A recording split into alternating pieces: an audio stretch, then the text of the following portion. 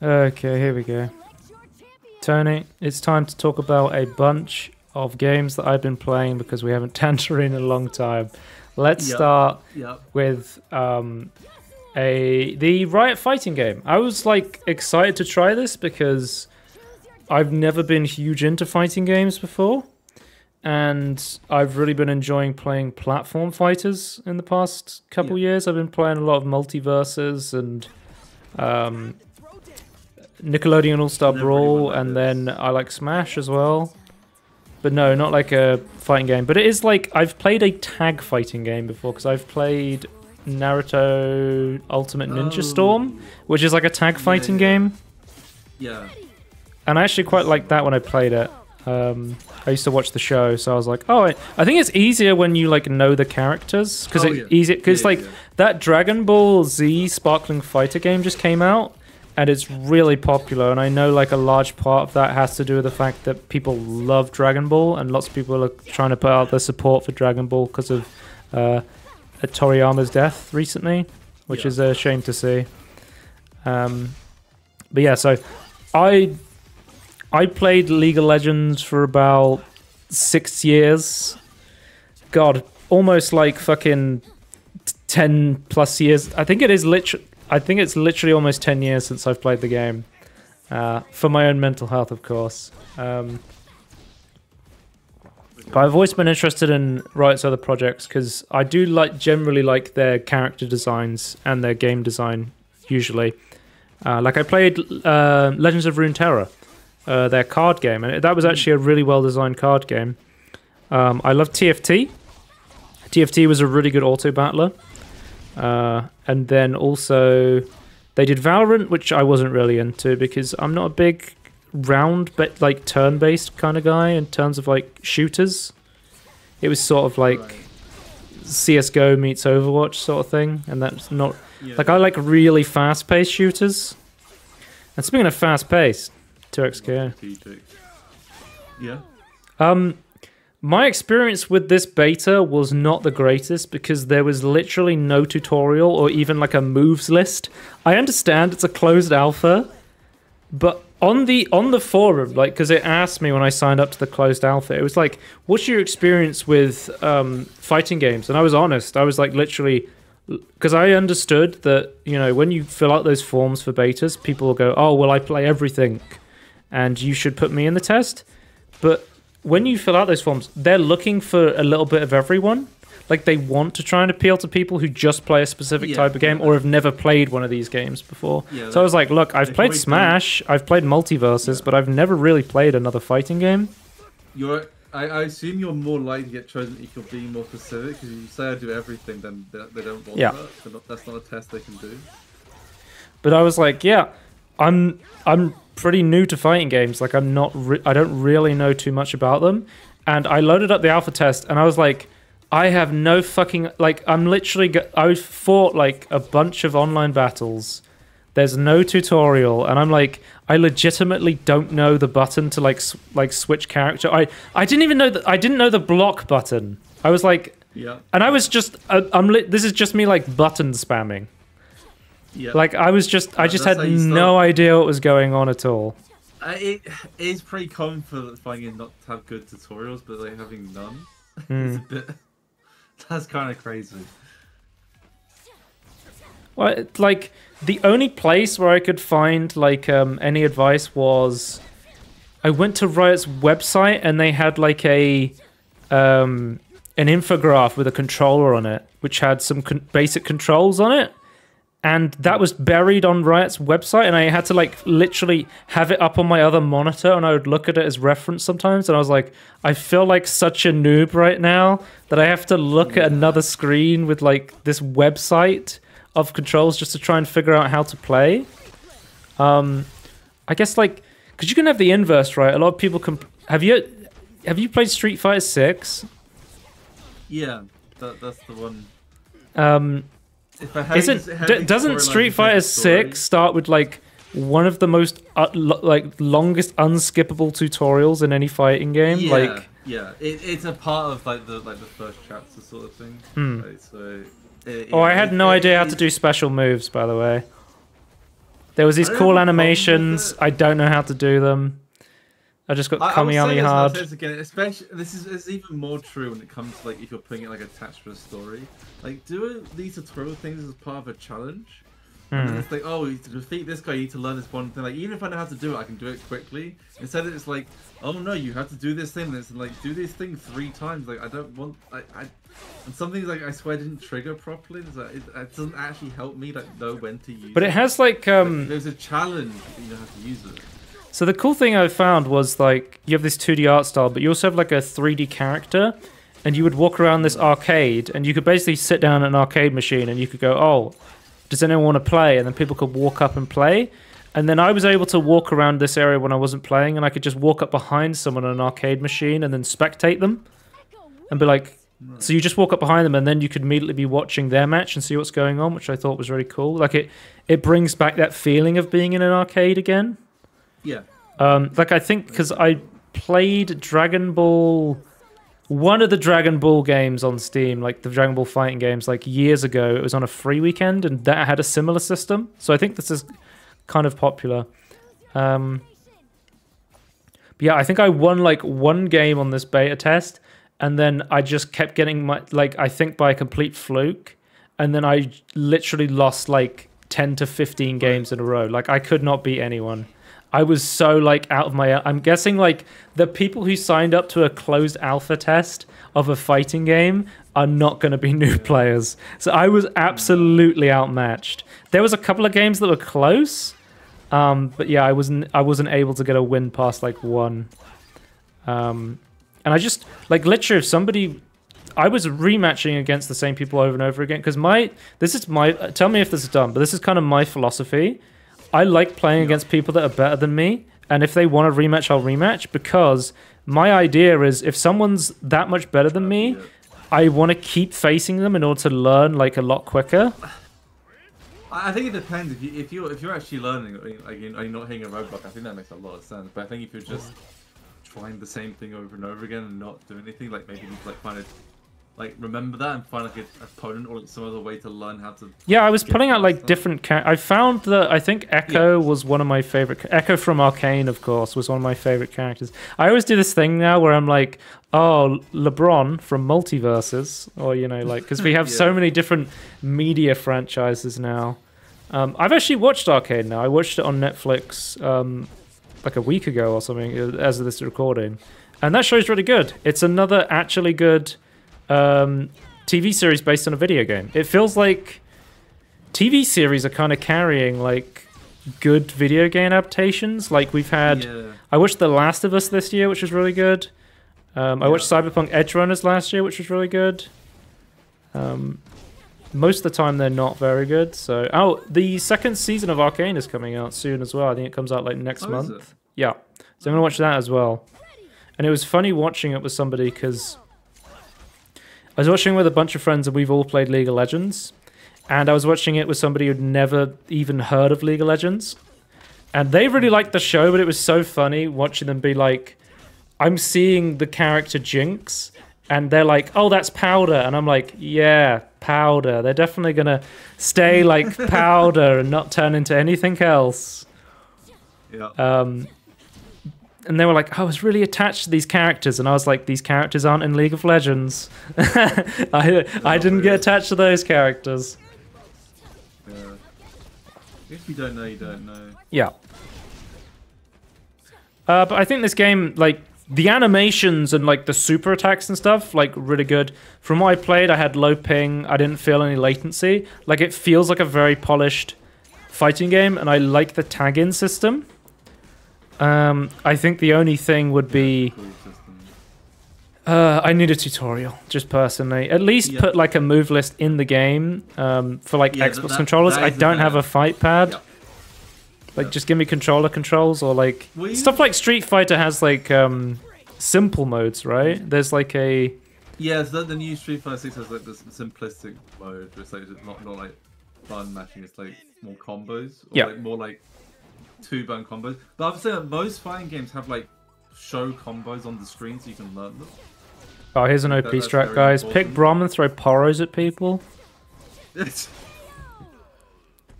See, I almost won there. but I didn't. Yeah. There'd always be like one character where I'll get really good at, and then as soon as I lost that character, it'd be like GG. No re. Oh, so this is like the 3D area you could walk around in. Oh, I also had to install Vanguard on my computer. And why the fuck does Vanguard need to run every time you launch your PC? Why can't it be like easy anti-cheat where it's just like... Yeah. Like, I'm not somebody who's like kernel level anti-cheats are going to destroy your PC, but like... Yeah. Vanguard is like very like intrusive when it comes to that sort of thing. Yeah. So this is what I'm saying, like you could walk up and spectate other people's games while they're playing it. Which I thought was really cool. That's possible, yeah. I think they just announced that Jinx is coming to 2XKO as well. Because there's Darius, Echo, Ahri, Yasuo, Illaoi, and Braum. So like, I think Echo and Darius are more like brawler characters. Then Ahri and Yasuo are more like quick assassins, and then Illaoi and Braum are more of your like heavy tanky character, like your Zangiefs, if you know what I'm saying. Zangief is he's a Street Fighter character, right? Zangief. I think that's how you pronounce it. Yeah. Anyway, but yeah, 2XKO.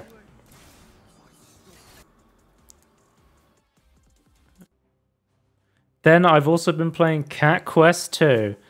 So I said Cat Quest 1 was the perfect Steam Deck game. I was like, really enjoyed it there. But I know Cat Quest 2 has a co-op feature where one of you can play as a cat and a dog. So I deliberately didn't play it on the Steam Deck. I played it with a friend because I was like, let's play this together. And he was like, oh, I actually don't own it on Steam. I've got it on... I played it on Switch. And I was like, that's fine. Oh, okay. Cat Quest 2 supports Steam Remote Play. So I was kind of also testing the Steam Remote Play Together feature again. Yeah. It's been a while. So I wasn't on the streaming end of it, so I can't tell you that perspective. From what I said, so when I was playing, setting it to like performance, like turning off image, because there's like basic settings you can do. I think there's more advanced settings you can go into, but I didn't really fuck around with those too much. So the basic settings are you can favor like quality or you can favor like latency. And my friend was saying like it was a lot better when I was doing the favor latency. It was a lot less stuttery. And basically if I tried to capture footage of this with OBS or stream it on Discord while I was streaming it through Steam Remote Play Together, it basically made it unplayable for my friend. So I wasn't able to stream this or record it at the same time. So this is actually me playing solo after me and my friend had stopped playing. So I'm actually so in solo mode you control both characters and you switch between them, sort of thing. It's how it works for solo. Whereas in the multiplayer mode you can have one of you control each. So I played as the cat and he played as the dog. And basically once again I was going magic build. I went to the first game and I was like, man, magic is really OP, and then I'm like, am I gonna do it again? I guess I am.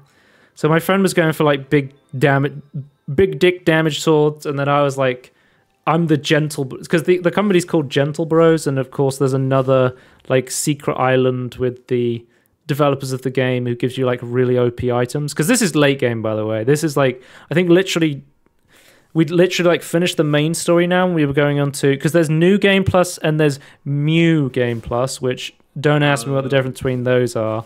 If you haven't played a Cat Quest game, they are just absolutely full of cat puns. But basically, it's sort of more of the same. If you liked Cat Quest 1, you will like Cat Quest 2. It's a really simple, short RPG, and it just has co-op. It looks nice. It's not too taxing. You can run this on handhelds. There's only local co-op, so you will have to remote play it if you're not next to each other. How does it play together then? Like, if it's like more of the same, but like, how does it then like work? You basically, the main restriction is you both have to be on the screen at the same time, and you both have to agree to prompts. So you can't. Oh, okay. You can run off from the screen, but the screen will stay focused on one character. I think it's the main character, the cat. It's like a little bit Planet sort of logic. It's not like some of the Lego games where you have like the triangle that. the split screen that like moves around the screen sort of thing. Yeah. It is very much a one-screen co-op, and then you both need to be like, okay, we're both gonna go into the dungeon now. We're both gonna start this quest. I personally like that because it kind of forces you to do stuff together instead of just running off doing completely random stuff. I've had so many problems with other co-op games where that's a thing. Yeah. So I kind of like being forced to like have to do it together, and then you have to actually talk to each other and decide what you're gonna do. But yeah, I finished every quest in the game, completed the main game. It took about 10 hours. So that was the sort of the average thing. It was Cat Quest again. It was just really fun, and I'm excited to try Cat Quest 3. I don't know if I'll play that solo or co-op, but I really enjoyed the demo for Cat Quest 3, so I'm excited to play that because it's pirates. It has more mechanics. It's more Cat Quest, and I think the base of Cat Quest is like Cat Quest is not an award-winning game, but it's not like a terrible game. It's a really good like chill, relaxed game. Yeah. So yeah, Cat Quest 2. I think I have to mute now because we're going to be talking about Dale and Dawson very quickly. Okay. So Dale and Dawson is basically what I would describe as Among Us in the office. Me immediately loading this up, I was like, I've seen the Unity default assets enough times to understand what these are. Basically, my friend got really into this game, and he was like, oh, you have to play this with me. And I was like, I'm not sure about this. I don't think I would like it based on what I've seen of it. And I was like, you know what? I'll play for under 2 hours, and if I don't like it, then I'll refund it, sort of thing. And he was like, yeah, that's fine. It wasn't too expensive, but I just don't see the point in buying a game I'm not going to play again. I think it was like £7, something like it wasn't super expensive, but I knew that if I even if I played it and said I didn't like it, but then I still owned it, people would be like, "Oh, come on, come on and play this with us," and I'd be like, "I don't want to do that sort of thing." Yeah. So I think it's a bit like where, one, I'm not spending money on something that I don't want, and two, the temptation's not there to play something I'm not interested in. What's different about it? What's different from Among Us that makes Among Us good, and what you want to play? Whereas this, yeah. So I think one of Dale and Dawson's biggest points is it's sort of more of a make your own fun game, whereas Among Us is very much like there is a goal. Like this is a game that's like there is an overarching goal, but it's much more like you need to decide whether you're going to like role play or have fun or just muck around, or you're going to like seriously try and do stuff. It feels a lot less. It feels a lot like more directionless than Among Us. Yeah. Whereas I think Among Us was that viral hit because it not only did it exceed at doing what it really well, but it was like, oh, it's a social deduction game. You're trying to trick your friends. You're trying to like murder them while you're doing tasks, and they're trying to murder you. This is very much like you're a slacker.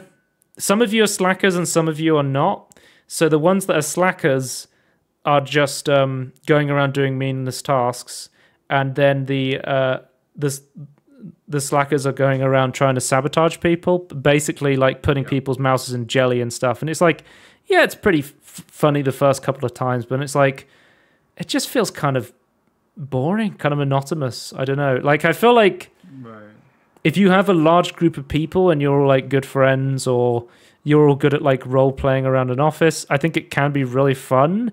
But it's sort of more of like you could do that anyway in any game if you have those kind of friends. You don't need this game. So what happened in my game was I was like, I have no idea what's going on. I immediately get fired. So the way that what happens when you get fired is the first person to get fired becomes the janitor. The janitor I think is a good idea, but it's also very confusing because I think when you have a game that is like round based and then you have a thing where people can be voted out, there's no incentive to stay around. Like we've seen this in other games, like in Among Us, like you can basically when you die, you're a ghost and you can't do anything.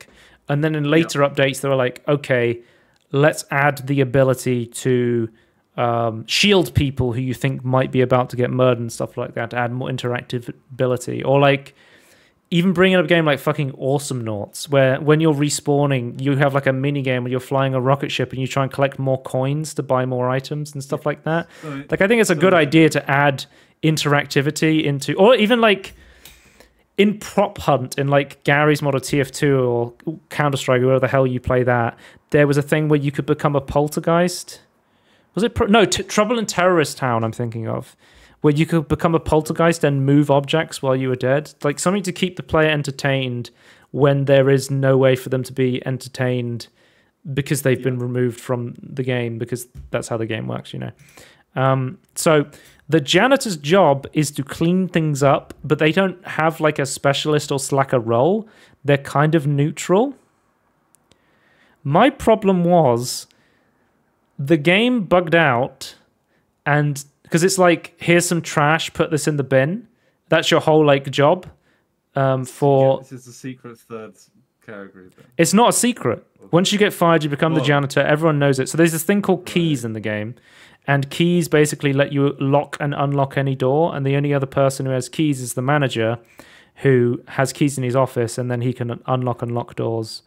And then what happens is every, like, I don't know, like 3 or 5 minutes or something, I can't remember, you basically all go into the office. By the way, this map is specifically modeled after Dunder Mifflin from the TV show The Office, if you haven't recognized it yet. And basically, he votes one person out based on what people said. So if you see someone doing like a task, like a slacker task, like drinking beer or, you know, jellying someone's stapler, the only problem is specialists or, you know, non-slackers, they also have some slacker tasks. So this is where I'm like, the game kind of falls apart. Where but it's meant to fool you, so you have to, like, whereas with Among Us you had like the clean, it has like the clean cut distinction between the roles of like, if you see somebody murder people, you know they're a fucking imposter.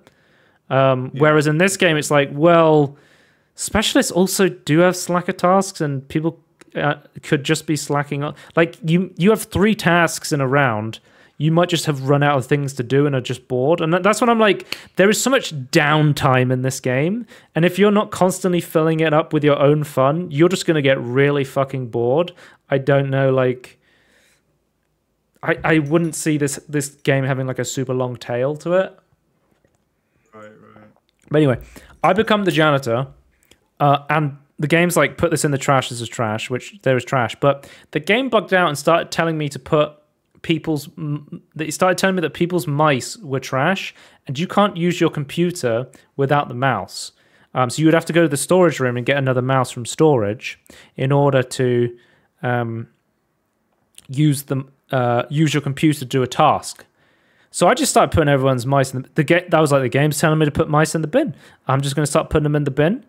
And then I was just so funny, because that's when I was like, this is the part of the game that I find very funny, because chaos just started to erupt, and I just hear people walking around going, where is my fucking mouse? My mouse keeps disappearing.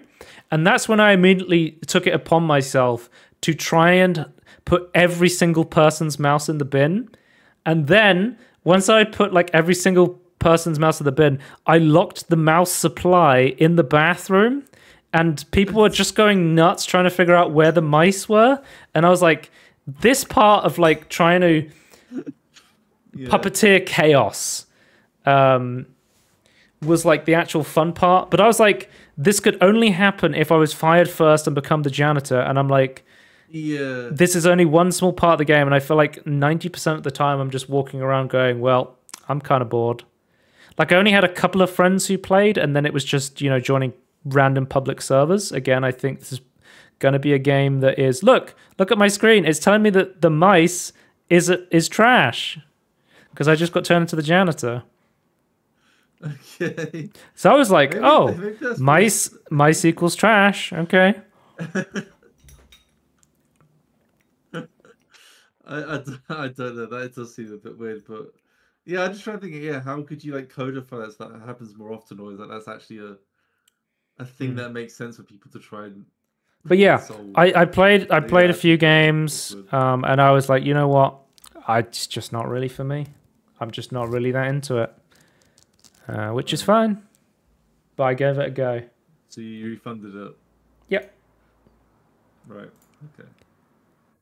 And then we have No Man's Sky. Which me and you both played. We played this with a couple of friends. I've now played it for 6 hours. I thought I'd do a Tangerine on it because we haven't really got that far in it, but I don't have like a massive hankering to go back and play it immediately. So I wanted to give my thoughts on like what No Man's Sky is like in 2024 based on having refunded the game in 2016 when it initially came out. I'm a weird. I was just starting saying I'm in a weird position where like, so I bought it again like after it's like its redemption. I got like a couple of updates on sale. I have no hankering to play again, but I don't hate that I bought it. If that makes sense, but I don't really want to. I don't know. Well, basically, one of our friends was like, like multiplayer's a lot better in No Man's Sky. We should all try and play it together, right? Yeah. And I think multiplayer is a lot. I don't know about you, but he messaged me like just to like, oh, do you want to play this? I'm like, yeah, sure. I was like, yeah, sure. Like, I have the game again. I've wanted to play it. Oh my god, that's bright. There's some awkwardness like trying to like join each other's. Yeah, like, so this is one of my biggest issues was, I was like, I have no idea what's going on. So we all started playing like the tutorial basically in No Man's Sky separately, which is like an hour. And then we kept going, and it's like, oh, okay. So to do multiplayer together properly, we need to do this.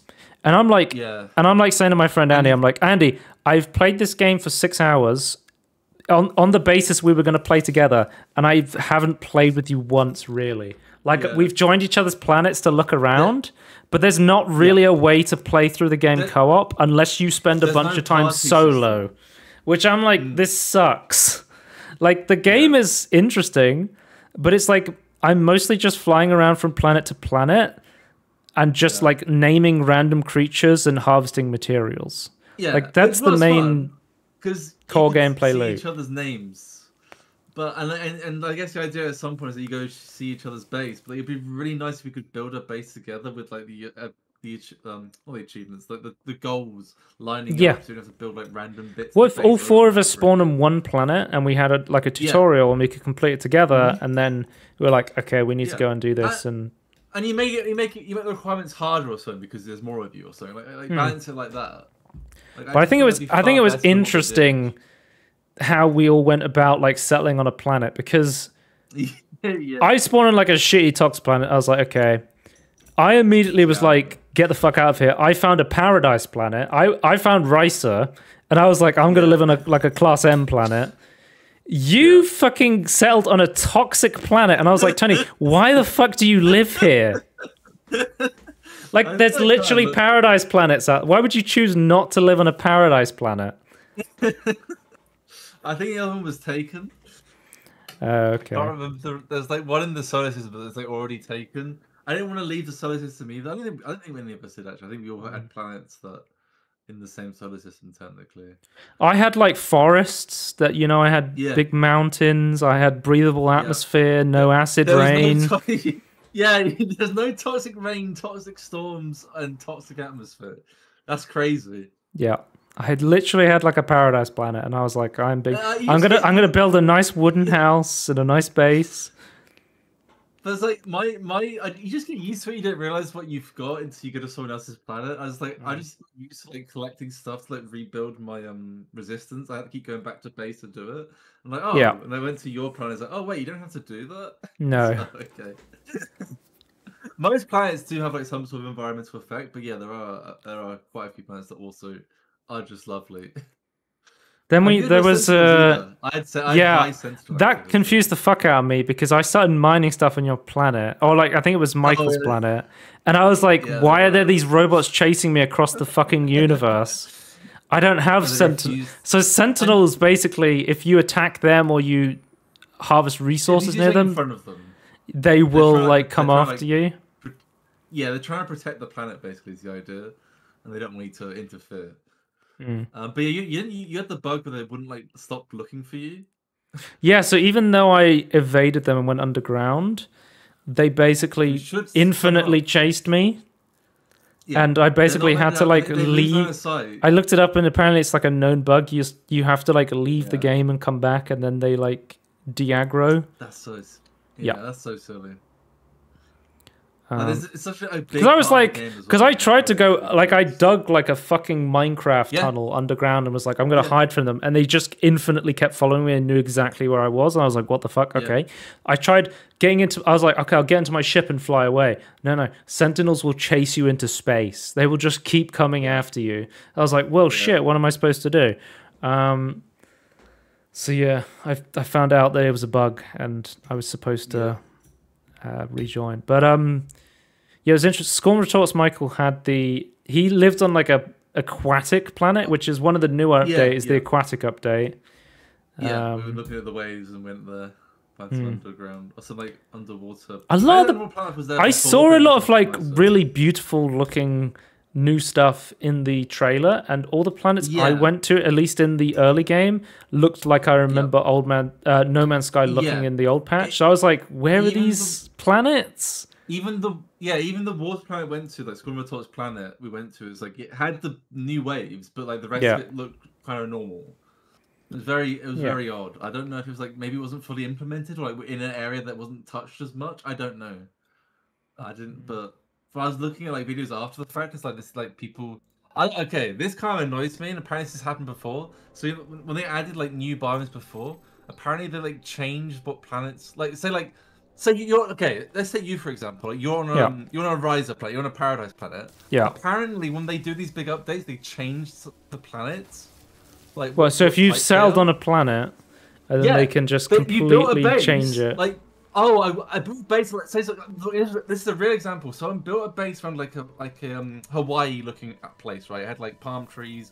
It was like islands inside of water, and it changed to a volcano planet. It's like, what? Why not in the code keep the planets as they are and then add on top of it, like make it like make sense with the new generation? That apparently this happened before. So this is the second time there's been like a big old world reset. It's like that would piss me off so much. I put all this time into base building, which I have more to say, we'll talk about later, but you put all this time into base building and suddenly it's like, no, it's no longer what it looked like before. That is so stupid. I feel like I don't have too much more to say about No Man's Sky if you want to talk about base building, but I was just saying I feel like, if I just to give my piece, I feel like a lot. I went into this wanting to play multiplayer. I came in and I played like tons of single player, and the single player was mostly just like resource gathering and collecting, scanning. And I was like, you know what? I could just play kind of a better survival crafting game. I feel like I'm also I love sci-fi stuff, but I hate flying ships. For some reason, I don't like planes and ships. I love space and being in space, but I don't like the actual act of flying like ships and spaceships. I think it'd be really cool if they added ships where it's like, because I don't mind flying, but I'd be like, or like our friend might like to fly. Like if one of us was like the taxi driver, like a bus driver, that'd be really cool. And then like you could like move about inside. That'd be great. I think like something like, I think how Star Citizen does it with multi-crew ships would be really cool. Yeah, I mean. No, I was just gonna say, like, it's kind of like Star Citizen in a few ways, like the idea of just flying around space and going to ports and doing tasks. I think there's more structured quests and like far more like human oriented stuff in Star Citizen, whereas this is very much like, oh, this is like weird exploration of aliens and stuff. I need to talk about the language system. I've got two things I need to talk about. Oh, I like the language system. I like the language system, but I don't get it. Yeah. At the start. So my friend was like, "Oh, come to the station," because every system has a station. Like, come to the station and talk to this guy. I was like, I can't talk to this guy. He won't talk to me. I don't know. Really, I could talk to a lot of the space. So I'd go up to like a lot of the guys. You go up to a lot of the guys at the space station. They're like, blah, blah, blah, blah, and then they'll go like, you'll have like a drop down option, and you go, what's the word for harmony? And he's like, blah, blah, blah, and then you learn that specific word, and then slowly over time you learn like alien languages. There are also sites on planets you can go to that's like has a word there, like a wall in Skyrim. It's like you learn a word. Like it has that sort of mechanic as well. So I've learned a few words from planets. I could learn no words from that space station. No one would talk to me or give me anything else. So unless the computer automatically like gave me access, I only then could I use the stuff. So I could change my look, but I couldn't buy a ship and I couldn't buy anything else. I think there's like one shop they didn't care what you spoke, and it's like I could trade with that guy, and that was about it. And I was like, I don't understand what I'm supposed to do. Like I guess I have to leave, find some words, and come back. I don't know. It seemed very weird to me because like no one else seemed to have this problem. A lot of the stuff you could do on the space stations was like gated behind just credits, and I'm like, I feel like a lot of time in the game you're spending just grinding credits, and I'm like, this is reminding me of like live service games almost. Like it's actually it's almost like an ethical live service game, No Man's Sky. Like I don't think there is a way to buy credits, right? No, but it's like so, no. It felt like a lot of stuff was kind of grindy. Yeah. It felt I know what you're saying. And the other so yeah, I kind of left in a huff. It's like I can't do any of these missions. I'm just gonna leave and go back to my world and like because the thing I knew because I've watched some videos beforehand. It's like there's some really cool bases that people have built in No Man's Sky. I would do like because so one of the quest stuff you can do, like one of like the objectives is like build out your bases to unlock new stuff. So I'll just go through this. So I was messing about building a base, and man, I think then a lot of work needs to be done to the engine to make base building more fun. The snapping tools are not there. It's kind of awful. It just, man. Because there's also like a VR mode for No Man's Sky, which I was planning on trying out one day, but now I'm just like, you know what? I feel like either I would be very sick, or it just feels like it would be kind of janky in general. Yeah, I tried it in PSVR 1 around friends' houses. Like very much like walk slowly, otherwise you would get sick. Like I just like he had like a farm, like a herded farm sort of thing set up. So I was just feeding the animals. Yeah, and that was a bit. I mean, it was blurry as well. Like the PSVR. What's actually called PlayStation VR 1? Is that what they call it? PSVR, just call it that. Yeah. Just PSVR. That very blurry compared to like other stuff. So. That might have something to do with it. Oh, I mean, the PlayStation VR 1 was like fucking Vaseline on your eyes. It was very low quality. Yeah. I could attest to that. It's very low. Yeah, it's just I don't know. I want to give it one more chance because like base building disappointed me. The gameplay loop is better than it used to be. I have played No Man's Sky once before, and the start was a lot slower. Oh, what the fuck is an Atlas pass, by the way? We were very confused by these battle passes.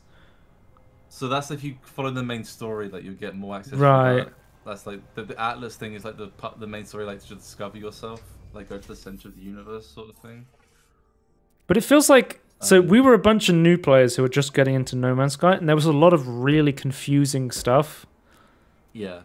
I feel like the new player, having the tutorial system that helps you along the way is really nice, but it feels like there's still a lot of stuff that could be improved and explained better to newer players. Especially considering the whole point of the game is like a sense of discovery in this alien place, but it's like it didn't seem quite. It felt more annoying and like gated than it did like slowly discovering stuff. It felt kind of awkward.